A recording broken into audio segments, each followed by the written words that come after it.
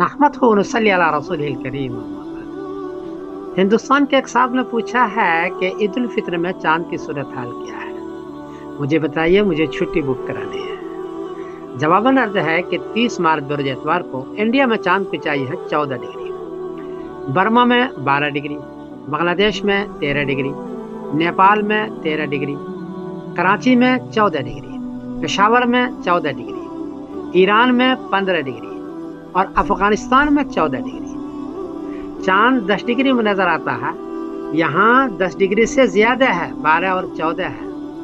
और चांद की उम्र हो चुकी है 26 घंटे 25 मिनट। इसलिए 30 मार्च बरोज एतवार को इस सारे खित्ते में चांद नजर आएगा और 31 मार्च बरोज पीर को ईद उल फित्र होगी इंशाअल्लाह। अलबत्ता चांद बारीक होगा, छोटा होगा।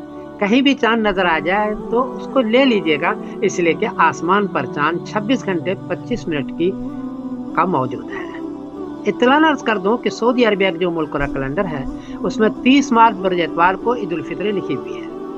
वहाँ 29 मार्च की शाम को 1 डिग्री चांद है और उम्र है 4 घंटे 37 मिनट। इसलिए लगता यही है कि सऊदी अरबिया 30 मार्च बरोज एतवार को ईद उल फित्र वो करेंगे, ऐसा है।